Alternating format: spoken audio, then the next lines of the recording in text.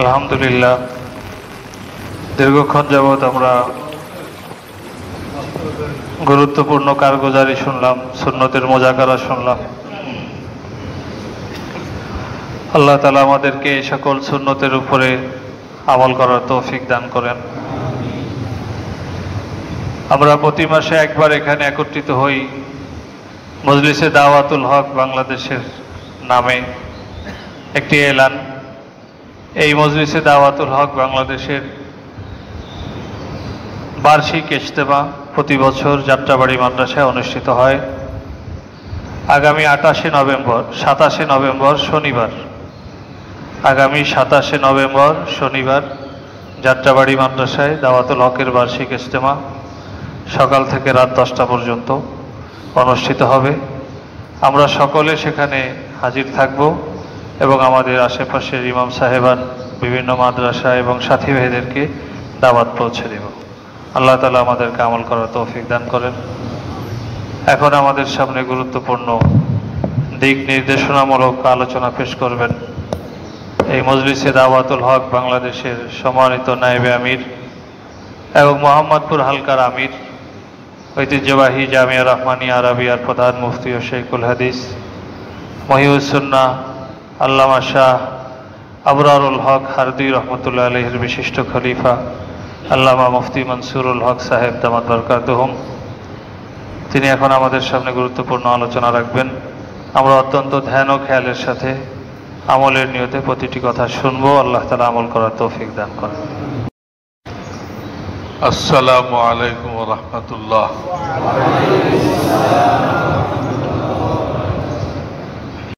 আলহামদুলিল্লাহ ওয়া কাফা ওয়া সালামুন আলা ইবাদিহিল্লাযীনা ইসতাফা, আম্মা বা'দ।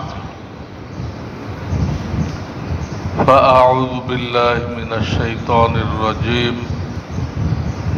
বিসমিল্লাহির রহমানির রহিম। ইন উরিদু ইল্লাল ইসলাহ মাস্তাতা'তু ওয়া মা তাওফীকি ইল্লা বিল্লাহ।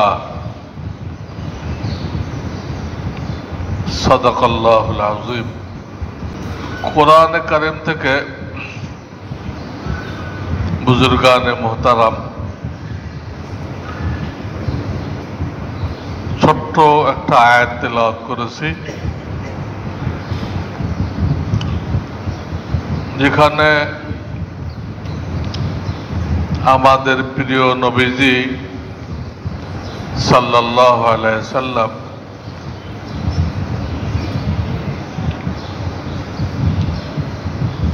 তার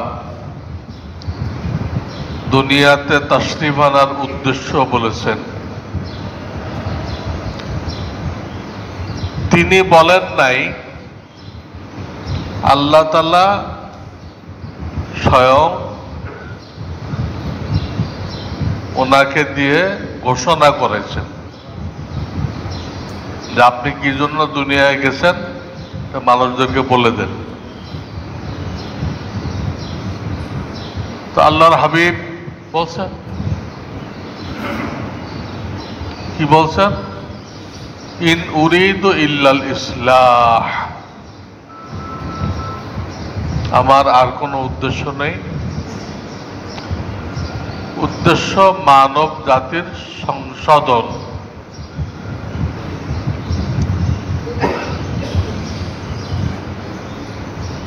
ঈমান আকীদাতে নিয়ে ইবাদত বন্দেগী, ব্যবসা বাণিজ্য, কাফন দাফন সব বিষয় অনেক আমাদের ভুল। আল্লাহ রাব্বুল আলামিন যেভাবে চেয়েছেন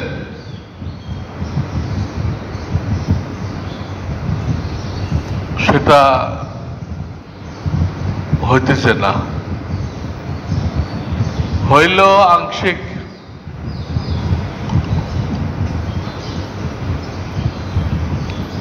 তো প্রিয় নবীজি সাল্লাল্লাহু আলাইহি সাল্লাম বলতেছেন, আমার কাজ তো এটা,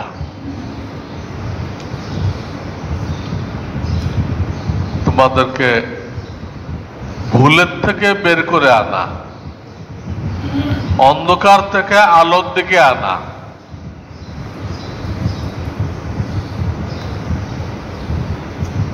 জাহান্নামের রাস্তা থেকে জান্নাতের রাস্তায় আনা, এটা আমার কাজ।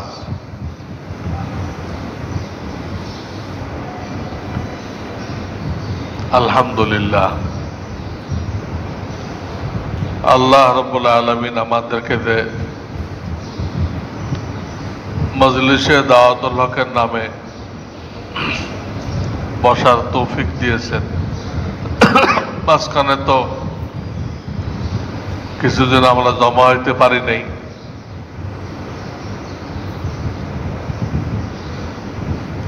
ইহুদিদের চক্রান্তের শিকার হয়ে যখন দ্বীনের কাজ বেশি করা দরকার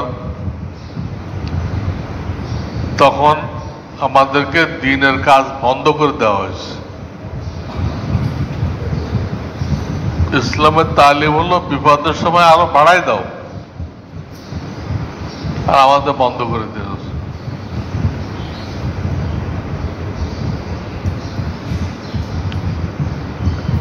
এখন লোকেরা বাইতুল্লাহ দিতে উমরা করতে,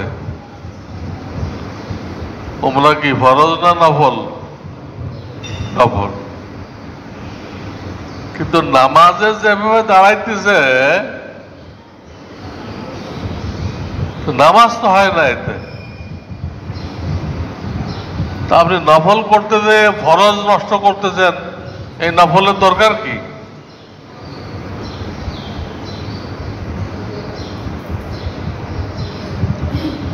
দেখলে এরকমই মনে হয় যে বাইতুল্লাহ কতিপয় ইহুদিরা পরিচালনা করতেছে। বাইতুল্লাহ শরীফকে কিছু ইহুদি তারা পরিচালনা করতেছে, শরিয়ত ওইখানে চলতেছে না। ইহুদিদের ফর্মুলা চলতেছে। তারা মেডিকেল সায়েন্সের দোহাই দিয়ে আমাদের ইমান নামাজ সব বরবাদ করে দিচ্ছে।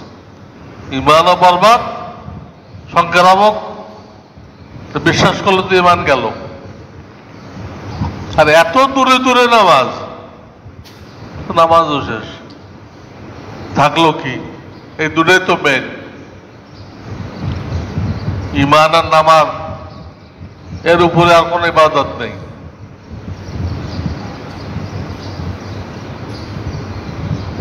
কত দিক দিয়ে আমাদের ইমান হরণ করা হইতেছে আমরা কল্পনাও করতে পারবো না। কেউ ধরতেও পারতেছে না, কারণ তারা লেবেল লাগাইছে যে এটা মেডিকেল সায়েন্স, আমাদের ডাক্তারি ফর্মুলা। কিন্তু আমাদের বোঝা উচিত, আমরা তো মুসলমান, আমরা তো কারো ফর্মুলা নিয়ে চলি না।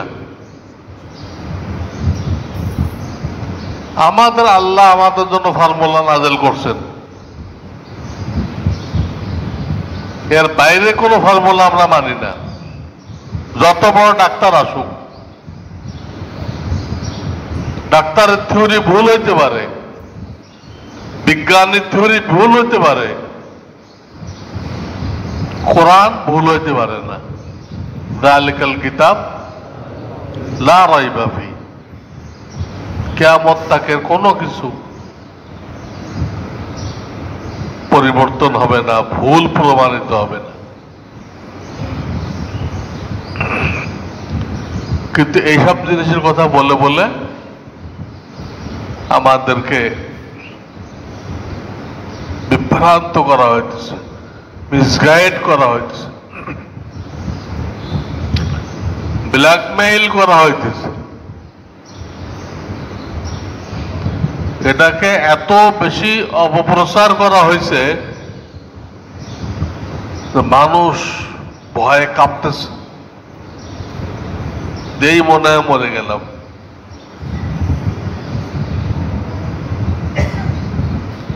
অথচ এইরকম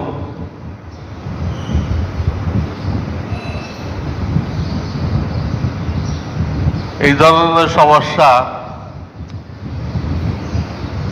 এই ধরনের জীবাণু, এইটা কি দুনিয়াতে প্রথম না আগেও আসছে?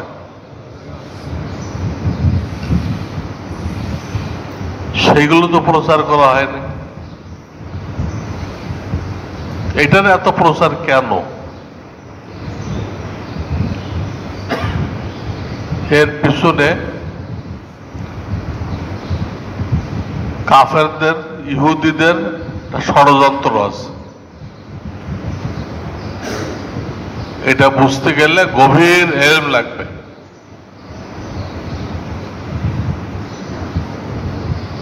আল্লাহর মেহেরবানি, আমি প্রথম দিনেই বলছি এটা ষড়যন্ত্র। আল্লাহ জেহেনের মধ্যে দিছে, আমি বলে দিছি।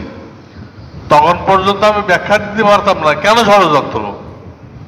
পরে যত দিন গেছে আল্লাহ খুলছেন, আল্লাহ খুলে দিছেন, হ্যাঁ আসলে ষড়যন্ত্র।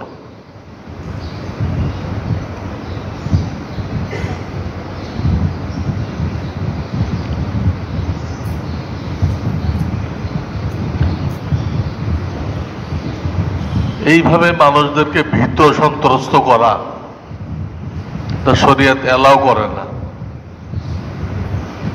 হাদিস আছে, তুমি যে মজাক করে একজন এবারে লাঠি তোলো আর সে ভয় পায়, তো তুমি আমার উম্মত না। সে মারবে না, কিন্তু এমনি ভয় দেখাই দিতে, মজাক।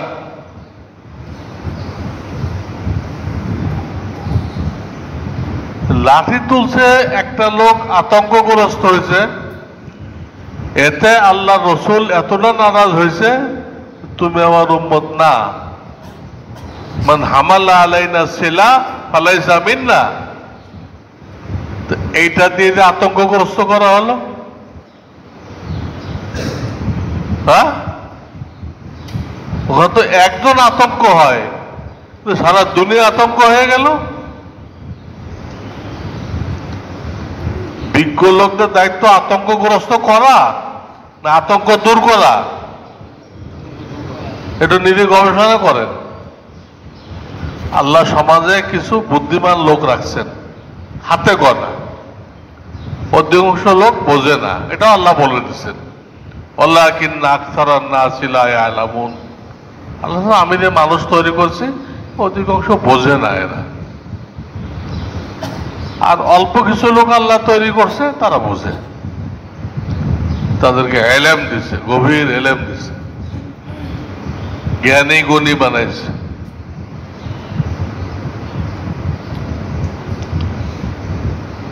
তাদের দায়িত্বটা কি?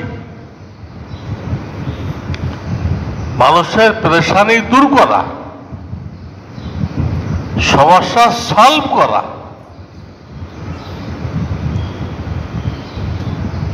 তারাও এর মধ্যে পড়ে গেছে, পড়ে এই গলত কথাগুলো তারাও প্রচার করতেছে। যাদেরকে আল্লাহ কিছু আকল দিছে, তারাও করছে। দেখ, বলতেছিলাম যে এটা বড় বিপদ সারা দুনিয়ার উপর দিয়ে গেছে। আল্লাহ বাংলাদেশকে অনেক হেফাজত করছেন। এখানে দাওয়াত ও তাবলীগের কাজ হয়, এখানে এলেমের চর্চা হয়, এখানে জনসাধারণ ওলামাদের সাথে মোহাব্বত রাখে। এইসব কারণে আল্লাহ রাব্বুল আলামিন খুব আসানির সাথে, অন্য দেশের তুলনায় খুব আসানির সাথে এই দেশকে হেফাজত করছে। আল্লাহ শুকর। তো তখন যেহেতু নিষেধাজ্ঞা ছিল যে আমরা এই প্রোগ্রাম করতাম, আমাদের তো সাহস ছিল, আমরা তো ওগুলো বিশ্বাসই করি। আমরা কোনো টিকায়ও বিশ্বাসী না, আমরা তকদিরে বিশ্বাস। কিন্তু আপনারা হয়তো ভয়তে আসতেন না, বা আসলেও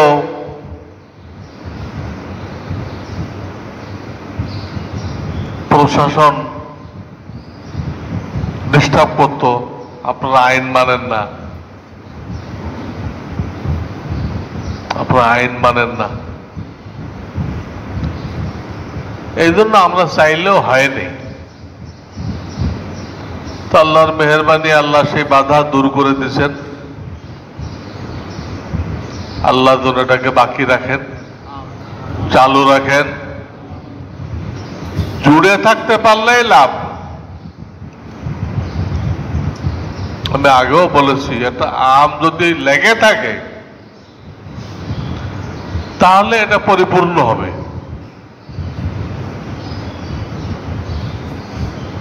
একসময় পাকবে, দামে বিক্রি হবে, ঝরে গেলে গেল। ঝরে যদি দেয় আগের থেকে, এর সর্বোচ্চ উন্নতি কি? ডাউল, ডাউলের সাথে মিলে ওটারে পাক করবে। আর সর্বোচ্চ উন্নতি হলো ডাউল। যদি না ঝরতো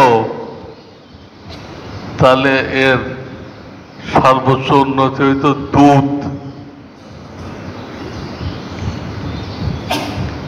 দুধের থেকে মূল্যবান কি আছে দুনিয়াতে? যে অন্য যত পানীয় আমরা পান করি, খায়রান বলতে হয়, আল্লাহুম্মা বারিক লানা ফিহি ওয়া জিদনা খায়রাম মিনহু। আল্লাহ এটা বরকত দাও, এর থেকে উত্তমটা দাও। কিন্তু দুধ পান করার সময় কিন্তু এই খায়রান বলা জায়েজ নেই। দুধ পান করার সময় বলবেন আল্লাহুম্মা বারিক লানা ফিহি ওয়া জিদনা খায়রাম মিনহু, এটা বলা জায়েজ নেই, আল্লাহ নবী শিখান নাই।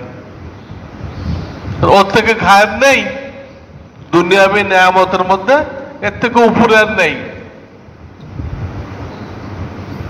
দুধের দ্বারা এই বাহ্যিক হায়াত কায়েম থাকে, বাচ্চারা তো দুধ খায় থাকে।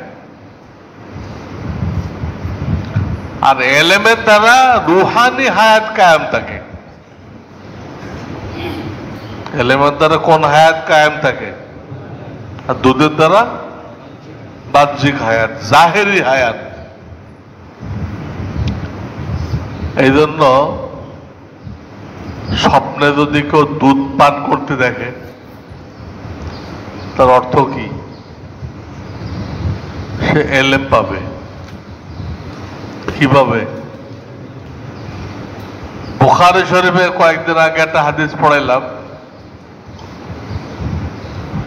নবীজি সাল্লাল্লাহু আলাইহি সাল্লাম বলতেছেন, আমার কাছে এক পেয়ালা দুধ আনা হলো, তিনি স্বপ্ন দেখতেছেন, আমি ওখান থেকে পান করলাম।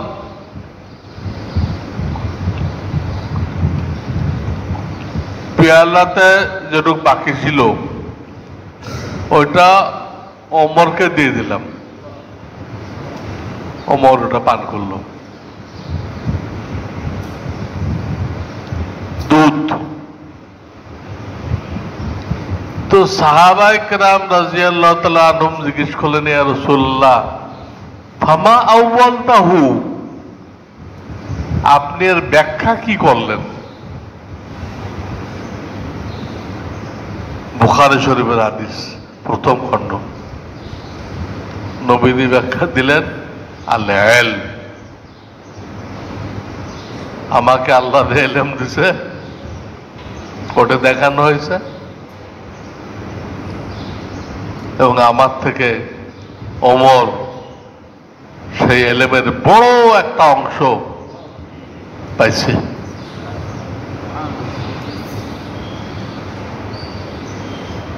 অনেক বড় অংশ পাইছে।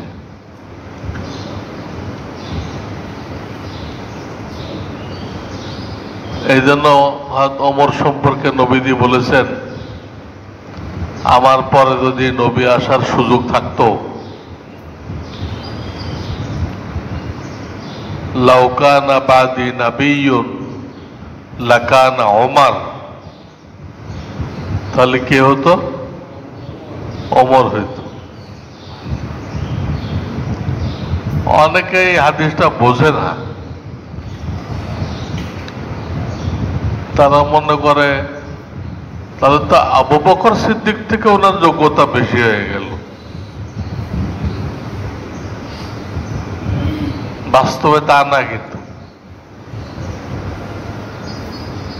নবুয়তের দরজা খোলা থাকলে ওমর হয়তো,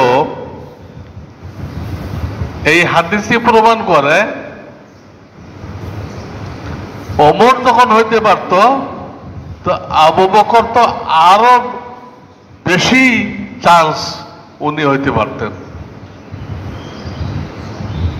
কারণ হাদিসে ওনার টাইটেল দেওয়া হয়েছে আলাম। আবু বকরকে কি টাইটেল দেওয়া হয়েছে?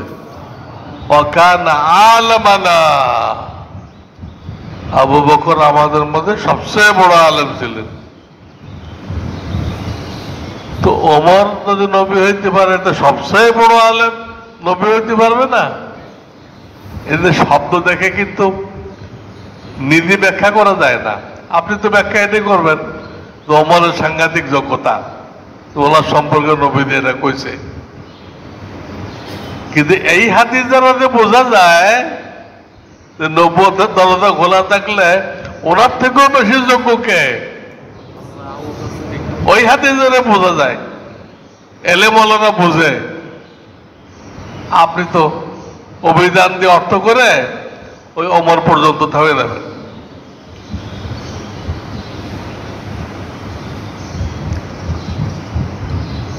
নবীজি ইন্তেকালের কয়েকদিন আগে অসুস্থ হয়ে গেলেন। ইমামতি কাকে দিছিলেন?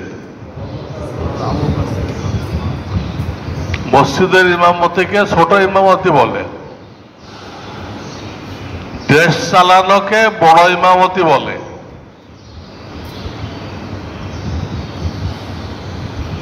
ছোট ইমামতিতে মহিলাদের কোনো হক নেই, কোনো হক নেই। ছোট ইমামতি যদি তারা না পায়, তাহলে বড় ইমামতি কিভাবে পাইতে পারে? পারবে? এই জন্য বুখারী শরীফ একটা রিওয়ায়াত আছে, লা ইউফলিহা কওমুন ওয়াল্লাহু আমরাহুম নিসাআহুম। ওই জাতি কোনদিন কামিয়াব হবে না যারা তাদের পরিচালক মহিলাদেরকে নির্ধারণ করে, তারা কোনদিনও কামিয়াব হবে না। আযাব গজবে পড়তেই থাকবে।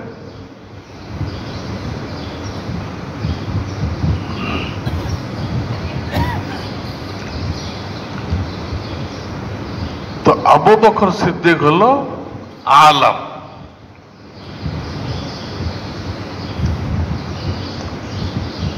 এই লকবটা কিভাবে পাইলেন উনি?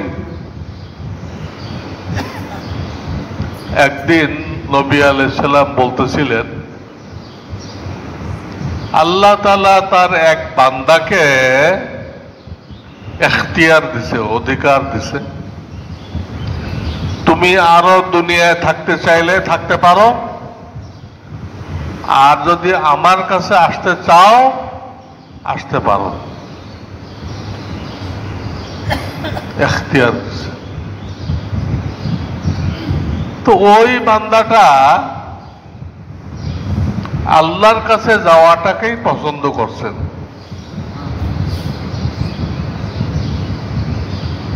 এই পাপ পঙ্কিল জগতে থাকা পছন্দ করেন নাই।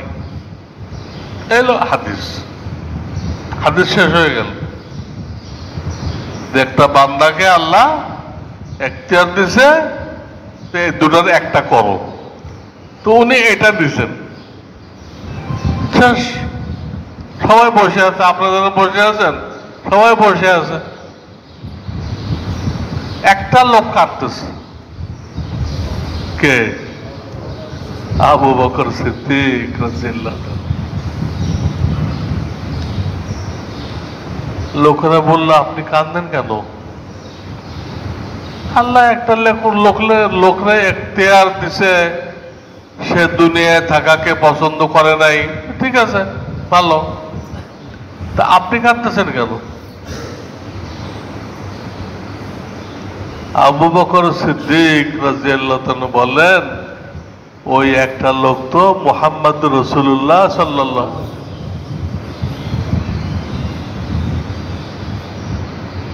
যেহেতু এটা মৃত্যুর কথা যদি কেউ জানতেও পারে, এত ওপেনলি বলা ঠিক না,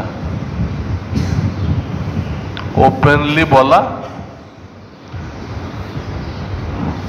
মুজাহিদ আজম মাওলানা শামসুল হক ফরিদপুরি রাহমাতুল্লাহ আলাইহি মারা যাওয়ার কিছু আগে ওনার লোকজনকে বললেন, কিছু লাউ আর শোল মাছ কিনে রাখো।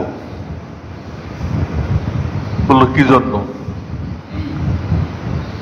বললো মঙ্গলবার দিন মেহমান হইতে পারে,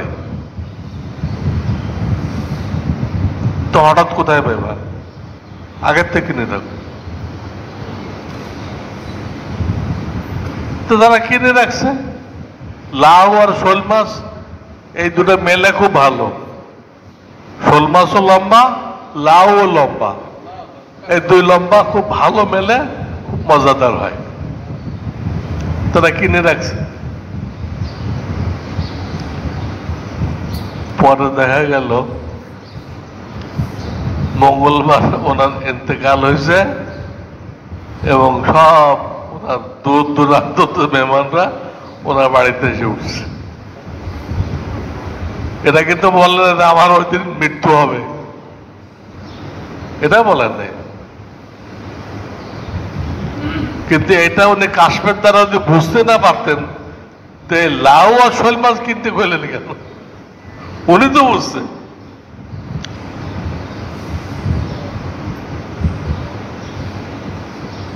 আমার শায়েখ হারদুই হুজুর যেদিন মারা গেলেন,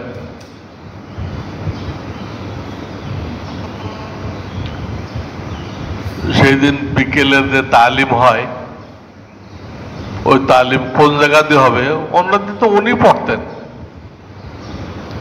কিতাব থেকে, আর একজনে দিলেন, কিন্তু জায়গা দেখাই দিলেন, এই জায়গাতে পড়বা। সেই জায়গায় কি লেখা আছে? যারা আল্লাহ ওয়ালাদের সাথে জুড়ে থাকে, আল্লাহ ওয়ালার মৃত্যুর পরে তার কাজটা যদি ধরে রাখে, তাহলে ওই আল্লাহ ওয়ালার হায়াতে যে ফুয়ুজ পাইছে, বারাকাত পাইছে, ওটা তাদের জন্য জারি থাকে। এই লেখা, এটা পড়তে বুঝছি। এর পড়তে বললো কেন? কোনদিনও পড়তে কয় না এই জায়গার থেকে, আজকে কইলেন কেন? আসরের সময় বলছেন, মাগরিবের সময় চলে গেছেন।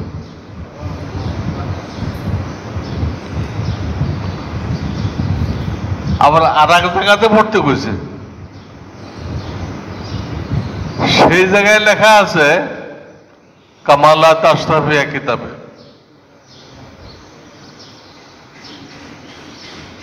মাইয়িতকে গোসল দিবে কারা? কারা গোসল দিবে? ওই লেখা আছে। হায়াতে যারা কাছাকাছি থাকতো, ওনার খেদমত করত, তারা দিবে, এই লেখা। ওই জায়গাটা পড়তে বুঝছে। 1 ঘন্টা পরে যে কাজে লাগবে, হ্যাঁ, তা তো কেউ বুঝতেছে না। এই জায়গাটা পড়তে বলতেছে কেন? ওখানে বলা নাই যে তার ছেলেরা দিবে,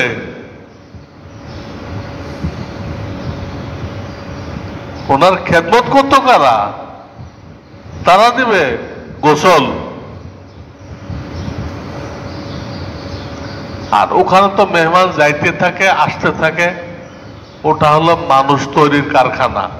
এক গ্রুপ আসতেছে, এক গ্রুপ চলে যেতেছে।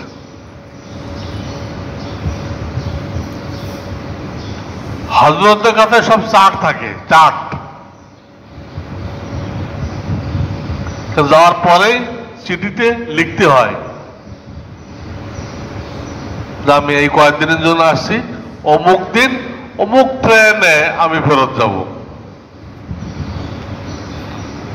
ওটা হযরতের খাতায় উঠে দেয়। হযরতের সমস্ত ট্রেনের টাইম মুখস্থ।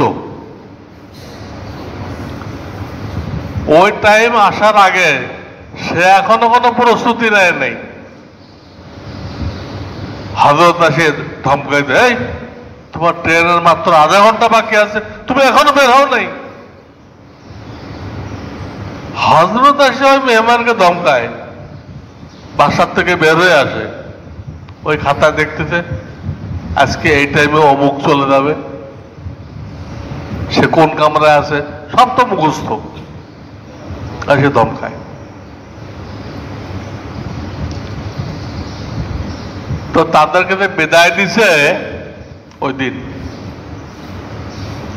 বিদায় দেওয়ার সময় একটা শব্দ বলছেন, আখিরি মুলাকাত করলো, আখিরি মুলাকাত করলো, শেষ সাক্ষাৎ করে নাও। তো সবাই অর্থ বুঝছে যে আমরা যেহেতু চলে যেতেছি, আর কবে দেখা হয় না হয়, এই জন্য হযরতে বলছেন শেষ সাক্ষাৎ করে নাও। কিন্তু এই অর্থ ছিল না, মানুষেরা যে অর্থ বুঝছে এই অর্থ ছিল না। অর্থ ছিল আমার সাথে তোমাদের আর দেখা হবে না। এটা প্রিয় নবীও কিন্তু বিদায় হজে বলছেন, খুযু আন্নী মানাসিকাকুম লাআল্লি লা আযুরুকুম বাদা আমি হাদা। তোমরা হজের মসলা আমার থেকে ভালো করে শিখে নাও, হাতে কলমে শিখে নাও। সম্ভবত সামনের বছর তোমাদের সাথে আমার সাক্ষাৎ হবে না। খুযু আন্নী মানাসিকাকুম লাআল্লি লা আযুরুকুম বাদা আমি হাদা। সামনের বছর তোমাদের সাথে আমার আর দেখা হবে না। এই জন্য এই হজের নাম কি হয়েছিল? বিদায় হজ। আল্লাহ নবীও ইশারা করে গেছেন, আমার শায়েখও ইশারা করে গেছে, আখিরি মোলাকাত করলো। কেউ বোঝে নাই উনি চলে যাবে। ভালো মানুষ, আসার পরও ভালো মানুষ। এই লোকটা মাগরিবে মরে যাবে,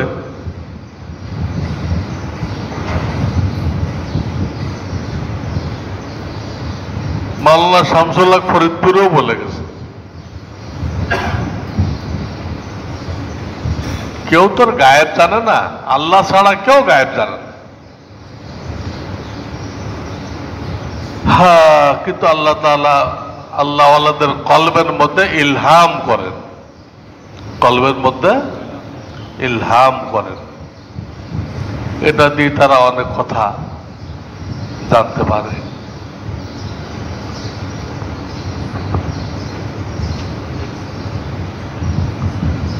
আসলে বলতে চাইছিলাম, সব রকম দ্বীনি মেহনত ছিল। হযরত থানবী হাকিমুল উম্মত মুজাদ্দিদুল মিল্লাত, তার সামনে আমরা যত দ্বীনি মেহনত দেখতেছি, মসজিদ, মাদ্রাসা, ওয়াজ মাহফিল, তাবলীগ জামাত সব ছিল। সব থাকার পরে এটা চালু করলেন কেন? এটা দরকারটা কি? আমাদের সামনে যত মেহনত আমরা দেখতেছি এগুলো ওনার সামনেও ছিল। মসজিদে তালিম হইতেছে, মাদ্রাসায় তালিম হইতেছে, মাহফিলে তালিম হইতেছে, ধর্মীয় কিতাব লেখা হইতেছে, সব হইতেছে। তো এটা কি? আল্লাহ ওনাকে মুজাদ্দিদ হিসেবে, যুগ সংস্কারক হিসেবে কবুল করছিলেন। খুব সংক্ষেপে বলবো, উনি উম্মতের ভিতরে 4টা কমজোরি লক্ষ্য করলেন। কয়টা? ওগুলো ব্যাখ্যা করব না, শিরোনাম বলবো যাতে আমরা এদিকে খেয়াল করি। 1 নম্বর, সাধারণ মুসলমানরা ঈমান আকীদা সম্পর্কে জ্ঞাত না, জানে না। তাদের দোষ না, দোষ আমাদের। আমরা দুনিয়ার ওয়াজ করতে পারি, ঈমান নিয়ে কিছু বলতে পারি না। মসজিদে কত রকম কিতাবের তালিম হয়, কিতাবুল ঈমানের তালিম হইতে পারে না। ওই 1 লাইন পড়লে কি হয়? ঈমানের থেকে জরুরি কিছু আছে? কিছু না। না মসজিদে তালিম, না মাহফিলে তালিম, না কেউ একখান বই লিখতেছে। সবচেয়ে জরুরিটা, সবচেয়ে অবহেলিত, এটা লক্ষ্য করলেন।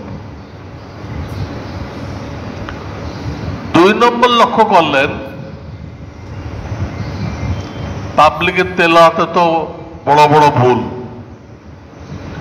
ওলামাদের তেলাওয়াতেও সূক্ষ্ম ভুল আছে। পাবলিকের মতো না, কিন্তু সূক্ষ্ম ভুল আছে। শাইখুল হাদিস হয়ে গেছে, তেলাওয়াত ভুল। মুফতি হয়ে গেছে, তেলাওয়াত ভুল। এটা উনি লক্ষ্য করলেন। কারণ ওনার খানকায় তো বড় বড় শাইখুল হাদিসরা আসতো, মুফতিরা আসতো, সদরুল মুদাররিসিনরা আসতো, শাইখুল তাফসীর আসতো। উনি তাদের কেরাত শুনতেন। মাওলানা আশরাফ আলী থানভী রহমাতুল্লাহ। কিন্তু এই অবস্থা হয় কি, কেরাতটা ছোটকালে কোন এক কারির কাছে পড়ে, সে ব্যাটা অত পারদর্শী না। গ্রাম দেশের কারি, মান্দাত্যের আমলের কারি। পরে ওই ছেলেটা শহরে এসে বিরাট নাম্বার নিয়ে বড় আলেম হয়ে গেছে। কিন্তু কেরাত কি রয়ে গেছে? ওই গ্রাম্য সেই কেরাত, গ্রাম্য সেই কেরাত রয়ে গেছে। ওইটার আর কোনো উন্নতি হয়নি। এটা খেয়াল করল।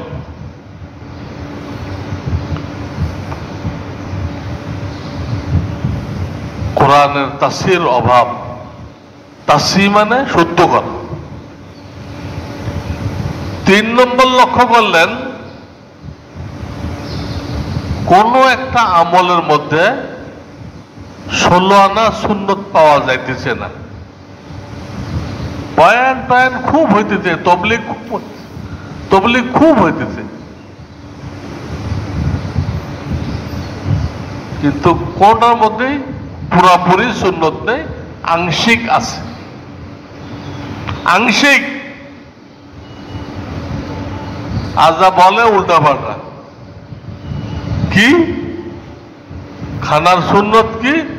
খাওয়ার আগে, খাওয়া শুরু করার আগে একটু লবণ খাইতে হবে। এটা কোন হাদিস আছে লবণ খাইতে হবে? এইগুলো বয়ান করে, জানে না কিছু। আবার কি খাওয়ার মাঝে মাঝে পানি খাইতে হবে, এটা আর এক ভুল কথা। তো সুন্নত না। সুন্নত হলো খাওয়া শেষ করে 15-20 মিনিট পরে পানি খাবেন। খাওয়া শেষ করে একটা কিতাব বাংলা হয়ে গেছে, উসওয়ায়ে রসুল আকরাম, উসওয়ায়ে রসুল আকরাম, থানবী সাহেবের একজন খলিফা লিখছে। ওনার নাম হলো ডাক্তার আব্দুল হাই আরিফি। উনি সুন্নতের উপরে একটা কিতাব লিখছেন, ওখানে এই হাদিসটা পাবেন। তো সুন্নত হলে এইটা, আর এখানে শিখাইতেছে কি, খাওয়ার মাঝে মাঝে পানি খাওয়া। আরে খানাটা হজম করার সহায়ক হলো লালা, মাঝে মাঝে পানি খাইলে তো লালা খতম, এই খানাটা হজম করবে কে? এইরকম সুন্নতের নামে আবল তাবল জিনিস আলোচনা করত, এইটা উনি লক্ষ্য করলেন। উম্মতের মধ্যে সুন্নত নেই। হাদিস ভিত্তিক সুন্নতের আলোচনা নেই তো, হাদিস দেখে দেখে সুন্নত বলতে হবে। আন্দাজ করে শুনে শুনে কারো কাছ থেকে, ওটা তো সুন্নত হবে না। তারপরে কি ছিল, ভাই আসেন খানা তৈয়ার হয়, খানার আমল হবে, বলে কিনা? গলত। খানা খানেওয়ালাদের অপেক্ষা করতেছে, এটা গলত। আপনি আমি আগে আল্লাহর নেয়ামতের মুখাপেক্ষী হয়ে বসবো,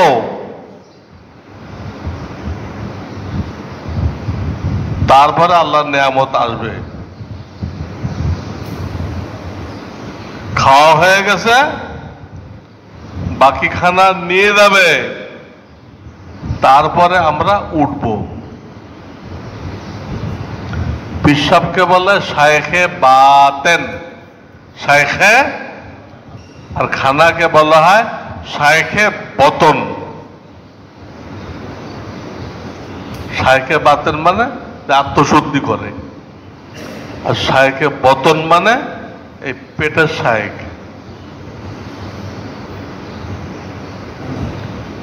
শায়েখে বাতেন যে পীর সাহেব, তাকে যদি শায়েখে বতন না দেন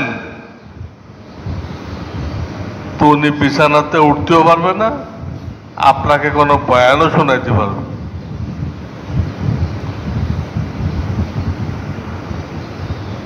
শায়েখে বাতেনের সাথে মুসাফা করতে গেলে হাত ধোয়া লাগবে না, কিন্তু শায়েখে বতনের সাথে মুসাফা করতে গেলে হাত দিতে হবে। বুঝতেছেন? এখন মজলিসে কি মুরিদান আগে আসবে না শায়েখ আগে আসবে? শায়েখ এসে বসে থাকবে, তারা মুরিদান আসতে থাকবে, না মুরিদান জড়ো হবে তারপর শায়েখ আসবে? কোনটা সিস্টেম? কি মুরিদান আগে আসবে? তাহলে খানেওয়ালারা আগে আসবে, এরপর শায়েখে বতন আসবে। খাওয়া শেষ, মুরিদান চলে যাবে, না শায়েখ চলে যাবে, পরে মুরিদান চলে যাবে। কয়েকটা ভুল দেখাইলাম, ওই যে সব ভুল ভাল কথাগুলো, এগুলো শেখানো হইতো। ইমানের আরকান হলো 7টা, কিন্তু 7টার একটাও আসে না আলোচনায়, একটু বলা হয়। কারণ মাখলুকের কোনো ক্ষমতা নেই, আল্লাহ সকল ক্ষমতার মালিক, তিনি মাখলুক ছাড়া উপকারও করতে পারে অপকারও করতে পারে। এই হলো ইমানের আলোচনা। 7টার কোনটা আসলো? আমান্তু বিল্লাহি ও মালাইকাতিহি ও কুতুবিহি ও রুসুলিহি, এর কোনটা হলো এটা? এইটা লক্ষ্য করে সুন্নত নেই। কটা হয়েছে? আকীদা বিশ্বাস, ইমান মানে কি? বিশ্বাস। এই বিশ্বাসগুলো জানে না।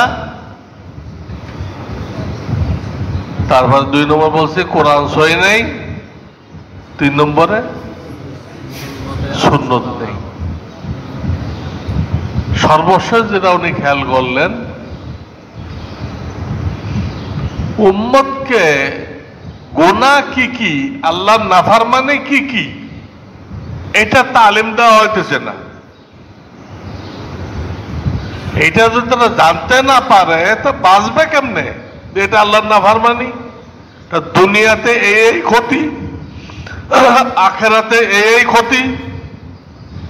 একটা গুনাহ কবিরের মধ্যে এই পাওয়ার আছে, আপনাকে আমাকে দোজখে লয়ে দিতে পারে, একটা গুনার মধ্যে, যদি সে তওবা না করে। তো এই গুনাহের তালিম করতে হবে কি, গুনার উপর আমল করার জন্য না গুনাতে বাঁচার জন্য? এইটা কেউ করতেছে না। আমর বিল মারুফ, সৎ কাজের আদেশ কোন কোন জামাত করতেছে, এটা হলো নাহি আনিল মুনকার, অসৎ কাজ থেকে নিষেধ, এটার কোন জামাত নেই দুনিয়াতে। তাহলে কয়টা সমস্যা লক্ষ্য করলেন? এই 4টে সমস্যা সামনে নিয়ে উনি খোলাফাদের মজলিস ডাকলেন, যেটা আপনারা মিটিং বলেন, আমরা বলি মজলিস। ডাকলেন, দেখে একটা কি মেহনত করা যায়, তার নাম কি হবে, তরিকা কি হবে, মশওয়ারা করলেন। সেই মশওয়ারায় ফয়সালা হলো হাই মেহনত করা হবে অরাজনৈতিক ভাবে, এবং লাঠি সোটা নিয়ে না, দাওয়াতের মাধ্যমে। লাঠি সোটা দিয়ে দাওয়াত হবে না।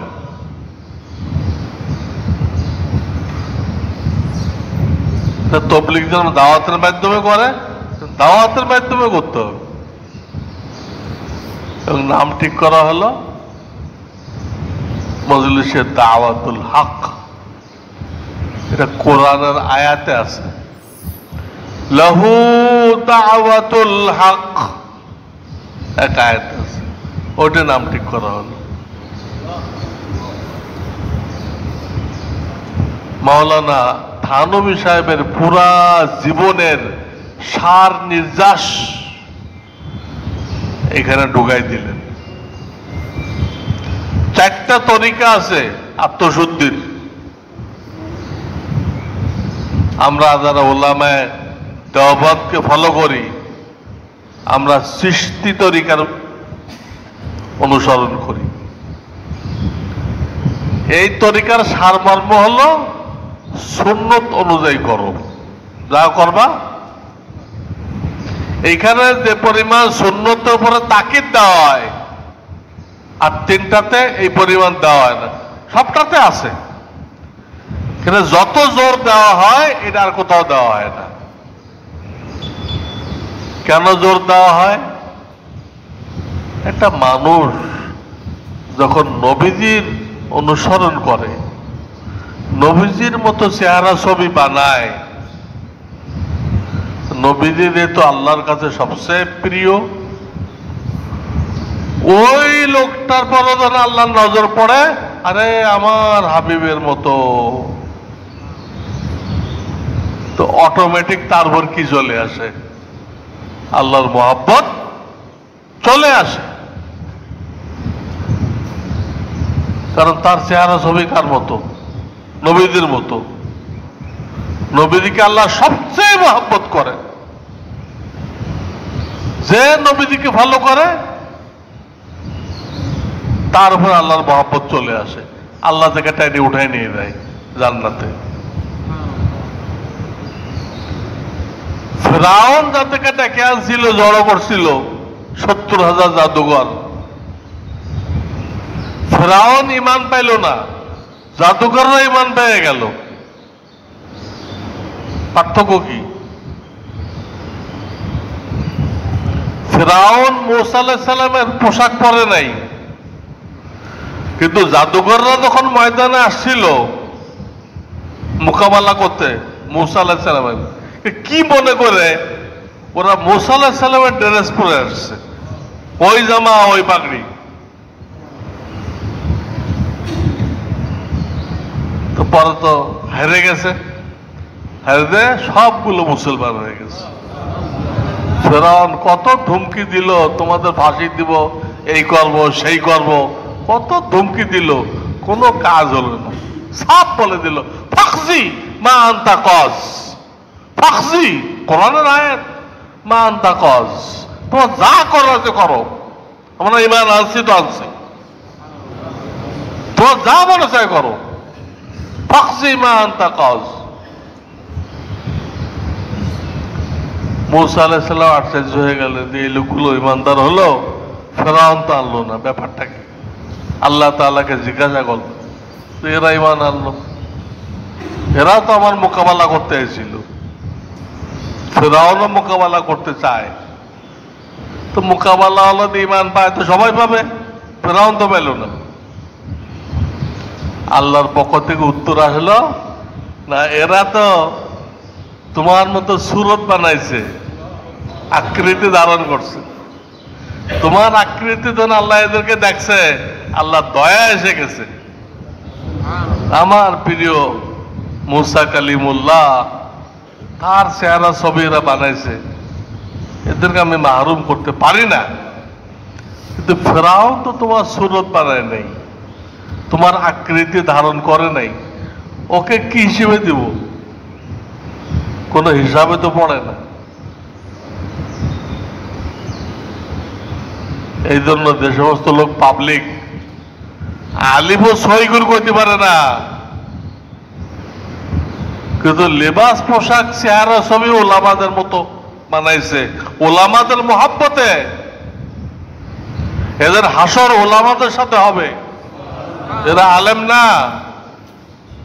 কিন্তু ওই যে আলেমদেরকে মহাব্বত করে তাদের মতো লেবাস পরছে, তাদের মতো টুপি লাগাইছে, তাদের মতো দাড়ি মোজ বানাইছে, এতে ওই কাতারে সামিল হয়ে গেছে। তাহলে মোটামুটি আমরা ধারণা করতে পারলাম যে দাওয়াতুল্লাহ কোন প্রেক্ষিতে শুরু হয়েছিল। হ্যাঁ, সেই চারটা বিষয় আমাদেরও খুব বেশি খেয়াল রাখা দরকার, যাতে ওই লাইনের ত্রুটি আমাদের না থাকে। কোনটা কোত্থেকে শিখবেন তা ওলামায়ে কেরাম থেকে জিজ্ঞাসা করে নিতে হবে। আল্লাহ আমাদেরকে তৌফিক দান করেন। ওয়া আখিরু দাওয়ানা আনিল হামদুলিল্লাহি রাব্বিল আলামিন।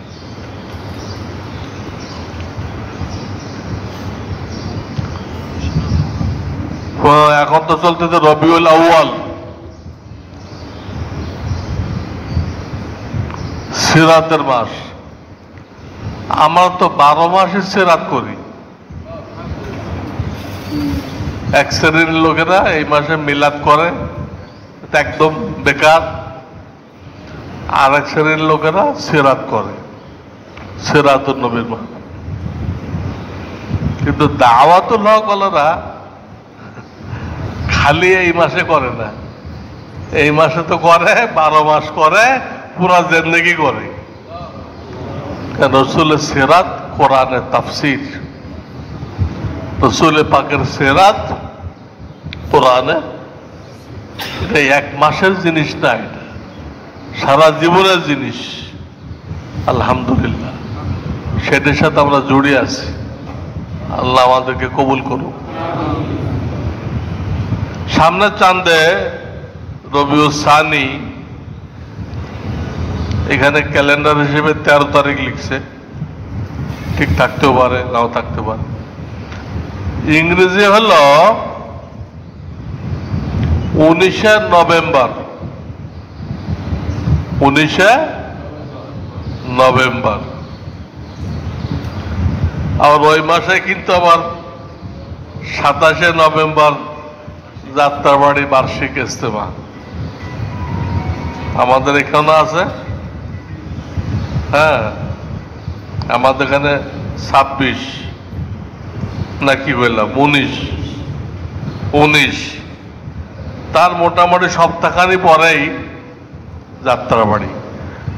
এই দাওয়াতটা আমরা এখন থেকেই বিশেষ করে যারা ওলামা মুয়াজ্জিন তাদের কাছে পৌঁছাই দেই, তাদের বেশি ফায়দা হয়।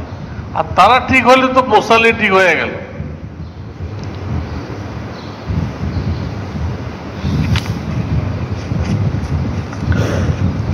একা নামাজ পড়তে কি ইকামত দেওয়ার প্রয়োজন আছে? আছে। একা যদি আপনি ফরজ পড়েন কোনো কারণে, তখনও ইকামত দিবেন, তাহলে ফেরেশতারা আপনার সাথে কাতার করে দাঁড়ায় যাবে, তখনও দিবেন। দাড়ি খেলাল কিভাবে করব? প্রথমে পানি নিয়ে, ডাইন হাত দিয়ে পানি নিয়ে থুতনিতে একটু ঘষা দিবেন, দিয়ে হাতটাকে, আমার হাত দেখা যায়, এইবার ঢুকাইবেন। ডাইন সাইডে ঢুকাইলেন, নিচে ঢুকাইলেন, নিচে বাম সাইডে ঢুকাইলেন। দেখছেন হাতটা কিভাবে আছে? তাকবীরে তাহরিমার সময় হাত যেরকম থাকে সামনের দিকে, দাড়ি খেলাল করার সময় আঙ্গুলগুলো কোন দিকে? সামনের দিকে।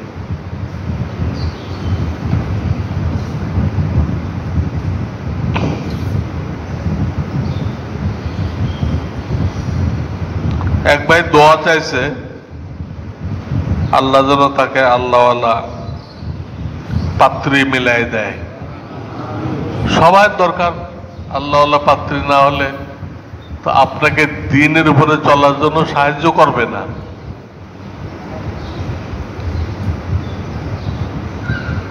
উদাহরণ, আমাদের বিবিরা যদি আমাদেরকে সহযোগিতা না করতো তাহলে আমরা কাজ করতে পারতাম? আমরা এক এক মাহফিলে যাই, ফিরতে ফিরতে একটা 12টা 1টা হয়ে যায়। তারাও ঘুম নষ্ট করে বসে থাকে। তারা যদি বিদ্রোহ করে, তারা এত ঘুম নষ্ট করতে পারবো না, তাহলে প্রোগ্রাম তো নষ্ট হয়ে যাবে সব।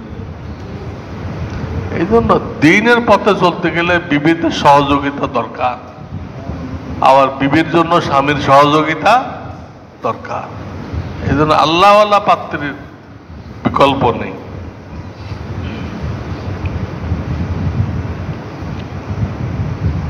কাতারে একজন মুসাল্লির সাথে আর একজন মুসাল্লির সর্বোচ্চ দূরত্ব কতটুকু? এতে বয়ানে বলছি আমি, বাইতুল্লাহ এখন যে নামাজ হইতেছে, এতে নামাজই হইতেছে না। সর্বোচ্চ দূরত্ব হলে এই যে আপনাদের দুইজনের মাঝখানে আর একটা লোক দাঁড়ানোর জায়গা নেই। কিছু ফাঁক থাকতে পারে, বলে না যে কান্দের সাথে কান লাগে সারা নামাজ ধাক্কাইতে থাকেন। আহলে হাদিসরা যা করে, কান্দের সাথে কান লাগে সারা নামাজে দুইজন কি করে? ধাক্কাইতে থাকে। এ ওরে ধাক্কায়, এ ওরে ধাক্কায়, এ ওরে পায়ের ভর পাও তুলে দেয়, এ আর পায়ের ভর পাও তুলে দেয়। এটা কোনো নামাজ হলো? এজন্য ফাঁক থাকবে, কিন্তু সেটা এতটুক যে আর একটা লোক ওখানে দাঁড়াইতে পারে না। কিন্তু বর্তমানে বাইতুল্লাহ কি হইতেছে, কয়েকজন দাঁড়াইতে পারবে।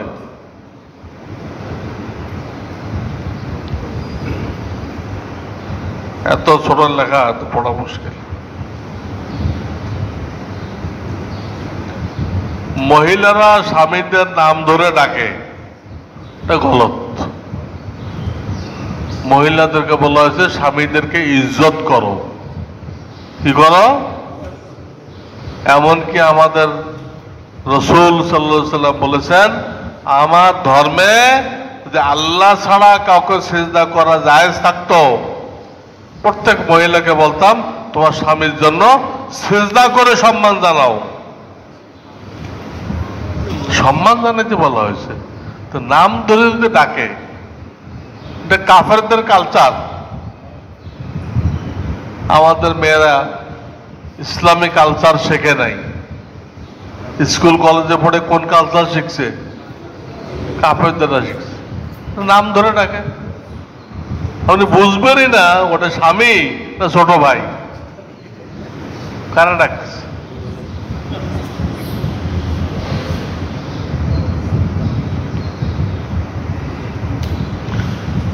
কোন মহিলা যদি না বুঝে বলে ফেলে আল্লাহ মেয়েদেরকে ঠকিয়েছেন, ইন্নালিল্লাহ, কুফরি কালাম হয়ে গেল।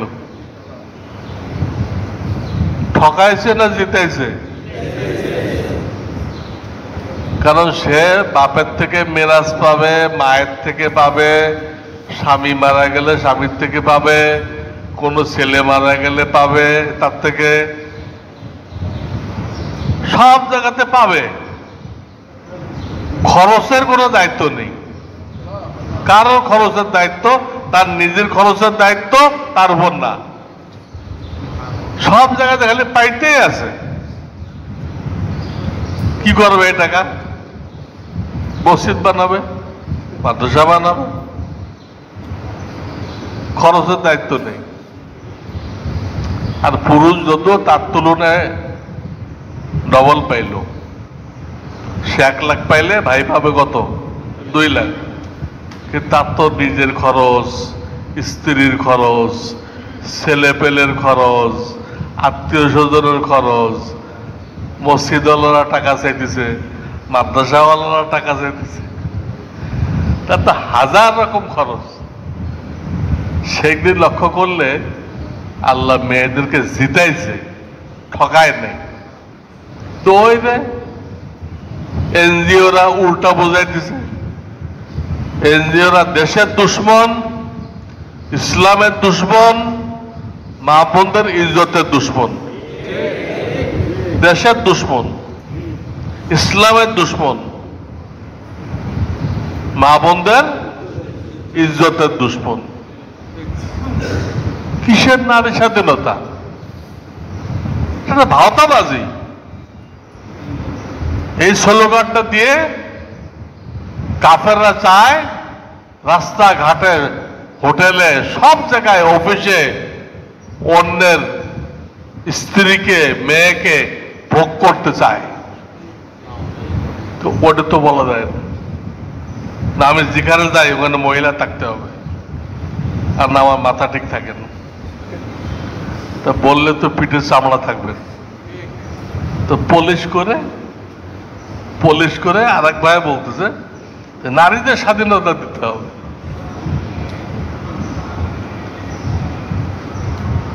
নিয়ত কিন্তু অন্যটা, আর কইতেছে আর একটা। কোন নারী স্বাধীনতা না এটা। একটা মহিলা আগে স্বামীর খেদমত করতো, একটা পুরুষের। এখন সে অফিসে 10টা পুরুষের খেদমত করতেছে, প্লেনের মধ্যে কয়েকশো পুরুষের খেদমত করতেছে, একটা পুরুষের জায়গায় কয়েকশো পুরুষের খেদমত করতেছে, আর তার চেহারা বিতরণ করতেছে। এটা স্বাধীনতা হলো? পুরা ধোঁকাবাজ।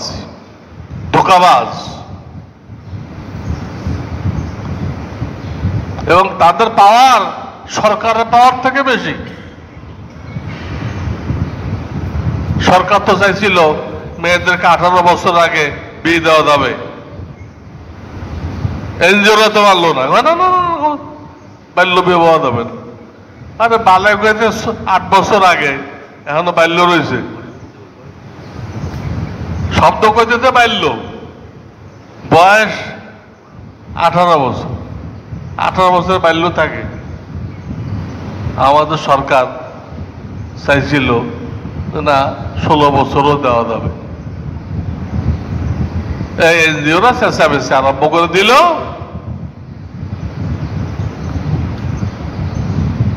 এনজিওদের ঠিকাদারি নিছে আর এক মহিলা এমপি কালীগঞ্জের, হলে এনজিওদের ঠিকাদার, মুখপাত্র।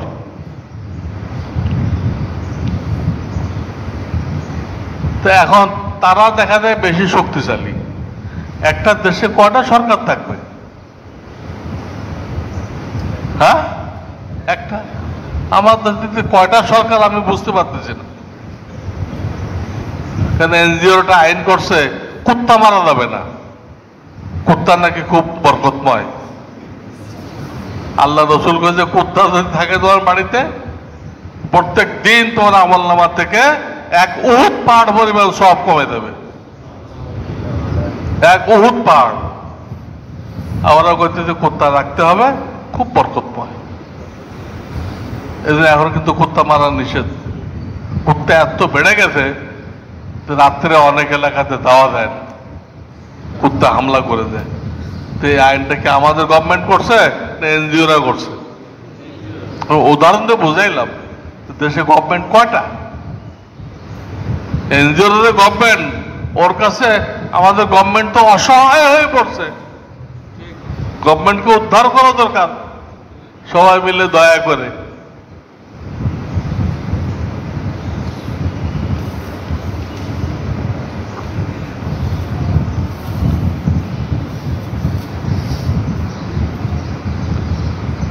আজানের সুন্নত হলো দুই কানে হাত দেওয়া। বর্তমান আধুনিক যুগে মাইকের কারণে অনেক মুয়াজ্জিন সাহেব এক কান দিয়ে জুমার সানি আজান দিয়ে থাকেন। কেন এরকম মাইক লাগাইলে হয়, এটা হাতের দরকার না পড়ে। এখন আমার মাইক লাগাইছে, হাত লাগে, তাতে দুই কান দিয়ে হয়, দুই হাত দিয়ে কানে আঙুল দেওয়া যায়। তো বুদ্ধি থাকলে হয়, বুদ্ধি যদি না থাকে, খালি একটা মাথা বহন করে, তো এর তো চিকিৎসা নেই। আপনি একটা মাথা বহন করলেন, এর মধ্যে কোনো গিলু রাখলেন না, তো এর চিকিৎসা কি? সুবহানাল্লাহ বিহামদিহি, আল্লাহুম্মা সাল্লি আলা মুহাম্মাদিন। ربنا لا تزغ قلوبنا بعد إذ هديتنا وهب لنا من لدنك رحمة إنك أنت الوهاب يا حي يا قيوم برحمتك أصلح لنا شأننا كله ولا تكلنا إلى أنفسنا طرفة عين سبحان ربك رب العزة عما يصفون وسلام على المرسلين والحمد لله رب العالمين آمين।